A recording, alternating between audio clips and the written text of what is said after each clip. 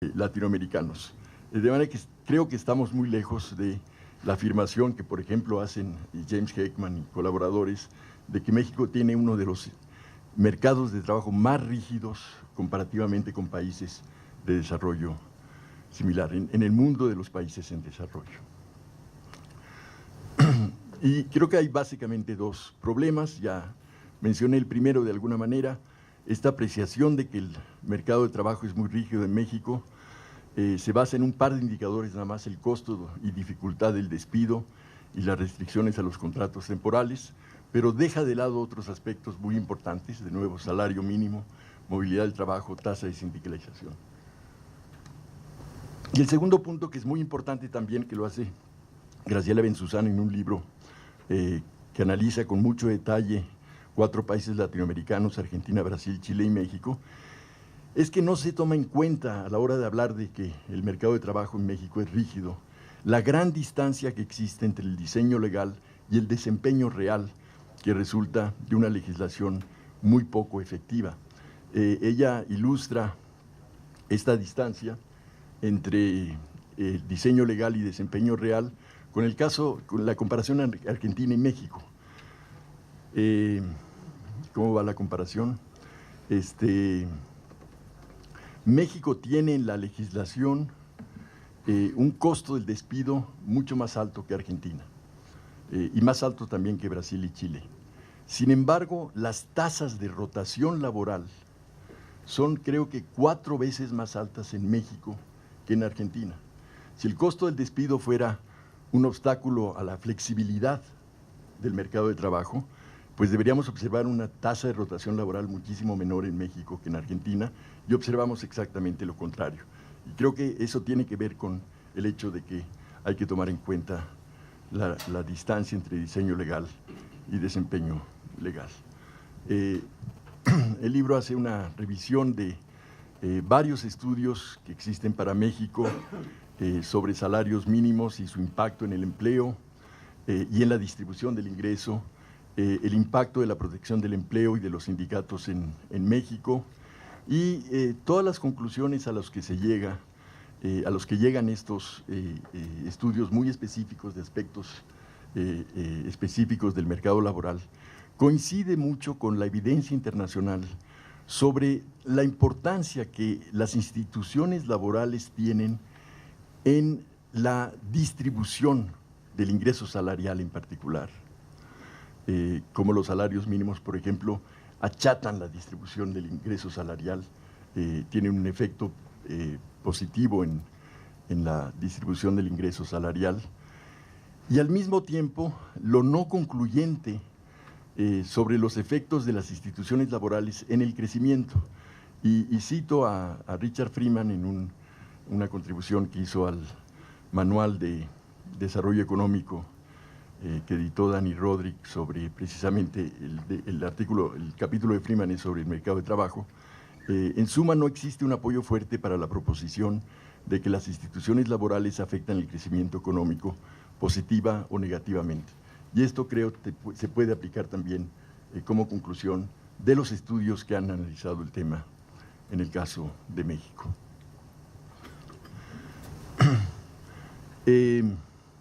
La falta de competencia en los sectores productores de insumos no comerciables y su efecto negativo en la innovación y la competitividad es una tesis que quizá el que mejor la ha expuesto es Pascual García Alba, en un trabajo del 2006, en donde él se pregunta, bueno, ¿por qué no funcionó como se esperaba la liberalización del comercio exterior en México? Y concluye que la liberalización, la apertura comercial, no funcionó como se esperaba en términos de su impacto en crecimiento, porque no hubo reformas simultáneas en los sectores que quedaron protegidos vis a vis la competencia internacional, que son los sectores que producen bienes que no se transan, que no se intercambian, no transan son los sudamericanos, que no se intercambian en los mercados internacionales. Y afirma, después de hacer un análisis del tema, que por los costos muy altos que las propias empresas del sector de bienes comerciables, manufacturas, agricultura, que sí compiten en los mercados internacionales. Los costos tan altos que por financiamiento, transportes, telecomunicaciones, electricidad, etcétera, tienen que pagar. Esto le resta competitividad al sector de comerciables y por eso no se ha logrado aprovechar, explotar plenamente los beneficios potenciales de la apertura externa. De nuevo, algunos economistas, Chiquiari y Ramos Francia, hacen básicamente el mismo punto, atribuyendo a estructuras de mercado poco competitivas,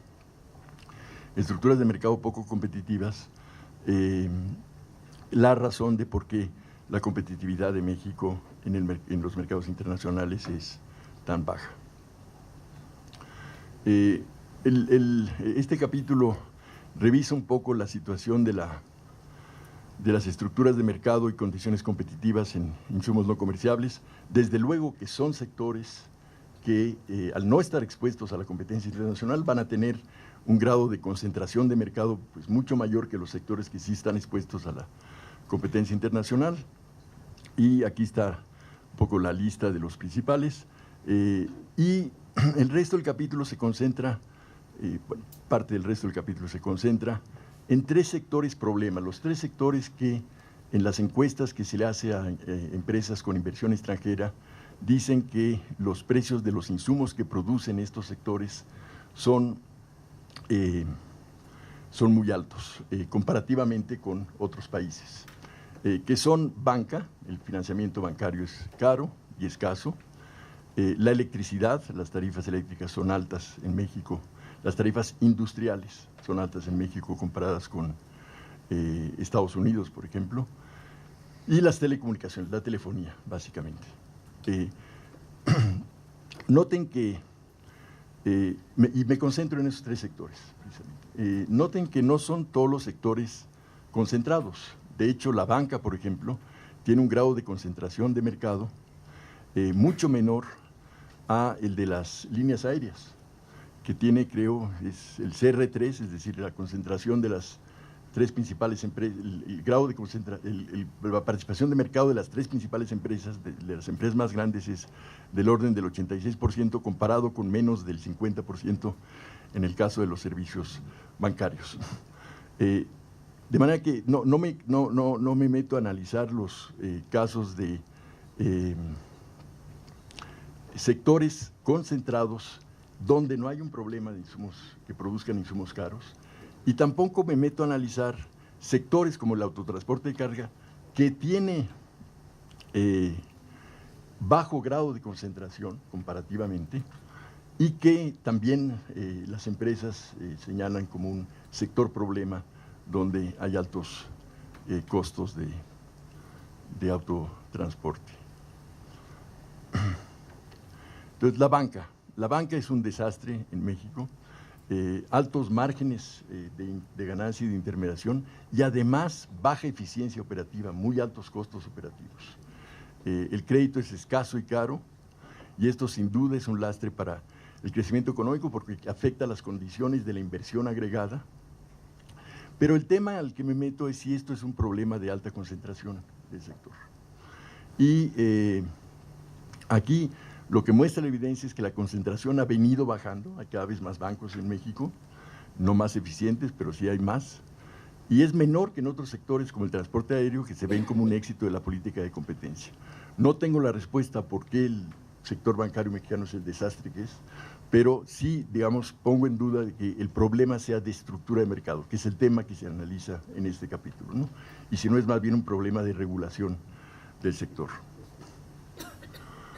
Electricidad, las tarifas industriales son altas, efectivamente, dependiendo del año, entre 30 y 80% de las de Estados Unidos. No así las residenciales, desde luego, pero la que importa para estos fines son las industriales. Pero es notable, revisando los trabajos sobre el tema, que esto es un fenómeno reciente. Las tarifas industriales en México, antes del 2000, eran más bajas que en Estados Unidos. Y eran más bajas en años de los 90s y 80s en un 50% más bajas que las de Estados Unidos. La razón por las cuales son tan altas hoy, relativamente, está asociado a un problema de que la manera en que se produce electricidad en México, a base fundamentalmente de gas natural y combustóleo, ha encarecido mucho la generación de electricidad. Estos insumos han crecido en los años 2000, sus precios han crecido en los años 2000 mucho más rápidamente que los precios del carbón, que es el combustible principal con el cual se genera electricidad en México. De manera que, de nuevo, no necesariamente hay un problema aquí de concentración de mercado, de monopolio público. Lo que no quiere decir que las cosas no puedan mejorar y deban mejorar en la CFE, ¿no? Y telefonía y telecomunicaciones, aquí, como saben, hay una gran discusión, si son altas o no son tan altas las tarifas de la telefonía y la banda ancha en México, telefonía fija y móvil y banda ancha. Las tarifas en dólares corrientes son menores hoy en día que el promedio de la OCDE, pero son menores hoy en día desde hace relativamente poco tiempo. Como resultado, digamos, y esto va acompañado de altos márgenes, sin duda alguna, que están asociados a la concentración, pero también de costos relativamente bajos comparativamente con el promedio de la OCDE. Cuando ajustamos los precios para que, por paridad de poder de compra, que es, como México tiene un ajuste por paridad de poder de compra considerable con respecto a los países de la OCDE, estas tarifas resultan más altas que en promedio en la OCDE, pero no veo la razón para hacer este ajuste por paridad de poder de compra, porque lo que importa para la competitividad de los sectores que utilizan los insumos producidos por telefonía y telecomunicaciones son los precios en dólares corrientes. Y como lo pueden ver, estos precios han efectivamente venido a la baja. Este es una gráfica que armé en base a los datos que Adrián Tencate tiene. Adrián Tencate lo que hizo es lo siguiente: hizo un artículo de crítica al documento de la OCDE sobre telecomunicaciones en México y que dice que ese documento, que las tarifas ajustadas por paridad de poder de compra en México son más altas que la OCDE. Lo que él hizo es, a partir de los datos que usa la OCDE, ajustadas por paridad de poder de compra, utilizó el factor de conversión que utiliza la OCDE para ello y los convirtió, los mismos precios que utiliza el documento, a dólares corrientes. Y estos son los precios relativos en relación al promedio de la OCDE.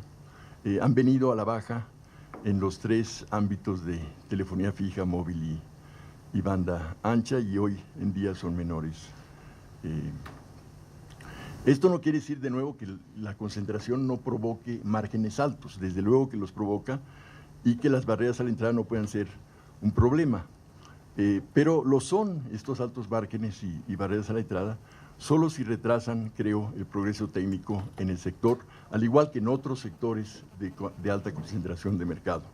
Y entonces aquí reviso un poco la controversia teórica que hay sobre competencia y progreso técnico, el argumento smithiano tradicional de que la mejor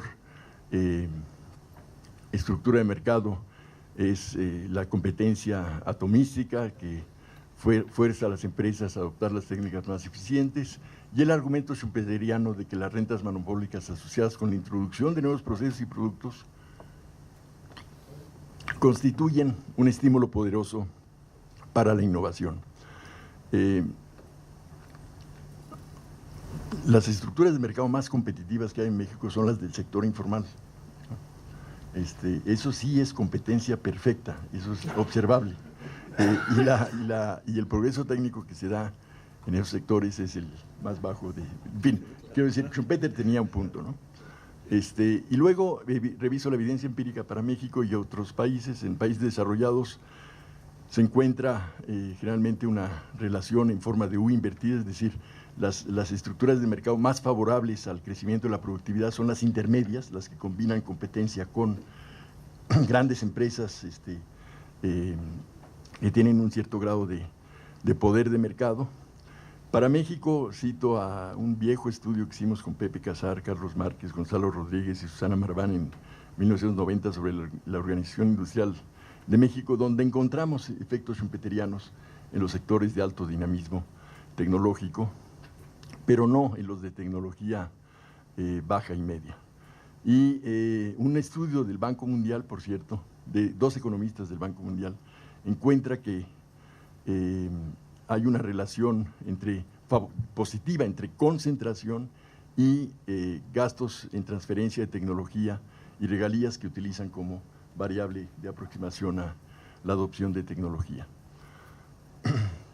Y bueno, luego hago notar que la industria manufacturera apenas logró recuperar las tasas de crecimiento de la productividad del periodo de la sustitución de importaciones, cuando el mercado nacional interno estaba mucho más concentrado en términos, era mucho menos competitivo de lo que es, mucho menos sujeto a la competencia de lo que es hoy, y apenas ha logrado recuperar las tasas de crecimiento de la productividad en años recientes que tuvo durante ese periodo. Creo que el corolario de esta discusión no es que no debamos de tener políticas de competencia. Evidentemente que hay que tener políticas de competencia y penalizar las prácticas no competitivas, pero creo que el estudio de las relaciones entre estructura de mercado y crecimiento de la productividad son ambiguas y difícilmente justifican colocar este tema en los primeros lugares de una agenda para el crecimiento. La escasez de capital humano como restricción al crecimiento. Aquí esta tesis es muy popular, pero no pude encontrar muchos documentos donde se haga explícita la tesis. El Centro de Estudios Económicos del Sector Privado sí es muy explícito. La baja calidad del sistema educativo ha sido causa en gran medida del magro crecimiento de México en las últimas 3 décadas. La OCDE no va tan lejos, pero también enfatiza ese tema. Aquí hay una paradoja. Si vemos el ritmo de formación de capital humano en México, en las últimas 3 décadas, nos encontramos con que ha habido, en los indicadores cuantitativos por lo menos, una aceleración del ritmo de formación de capital humano. Las matrículas han continuado subiendo en todos los niveles, bueno, en primaria ya eran de 100% desde hace mucho. Las relaciones alumnos por maestro han venido cayendo desde 80, precipitándose en el caso de educación primaria, y los años de promedio de escolaridad se duplicaron entre 1980 y 2010, y el ritmo de avance de los años de escolaridad promedio se aceleró considerablemente comparado con el periodo 1940-80, con los 40 años anteriores al 80. Estos son datos también que muestran el rápido crecimiento de la población empleada con secundaria completa y terciaria completa, y más significativo aún, en términos de lo paradójico de este asunto, es que cuando uno ve la evolución de las tasas de desempleo y las tasas de ocupación informal por grupos de acuerdo con su nivel educativo, por grupos de la población clasificados de acuerdo con su nivel educativo, resulta que donde más crecen las tasas de desempleo y donde más crecen las tasas de ocupación informal son en los grupos de nivel educativo superior, nivel media superior y educación superior. Esto está claramente ilustrado en los cuadros. Estas son las tasas de desempleo entre jóvenes por nivel educativo. De nuevo, todas suben, pero en particular la media superior y superior. Y otros signos de la subocupación del capital humano en México son la inmigración. La inmigración de profesionistas, es decir, gente con egresados de la educación superior, durante 2001-2009 aumentó como proporción del total de egresados de la educación superior. Los emigrados aumentaron como proporción del total con respecto a la década anterior. Otro estudio muestra lo mismo, incluso más dramáticamente, es un estudio del CELA.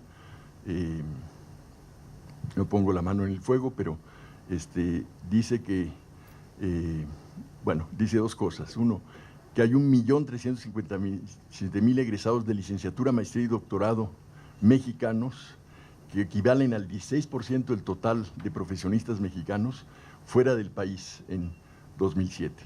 Y luego que México es el que registra el más rápido crecimiento en el acervo de inmigrantes calificados entre 90 y 2007 en la región de América Latina y el Caribe.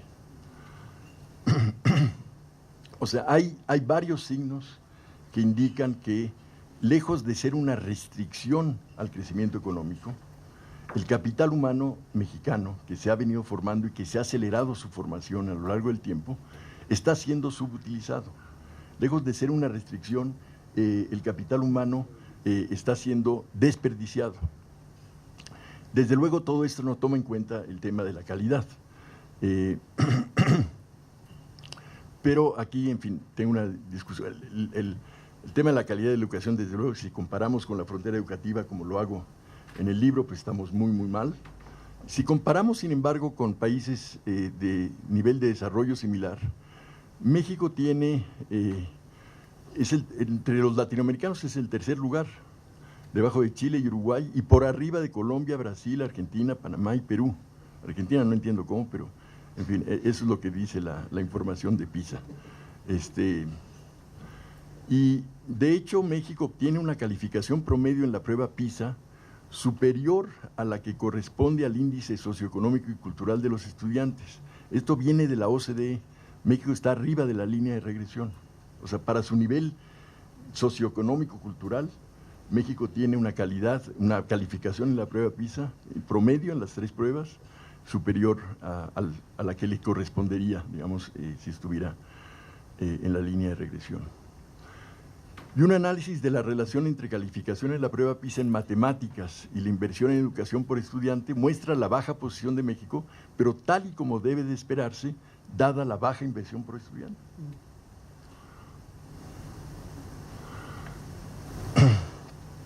No resistí la tentación de terminar este capítulo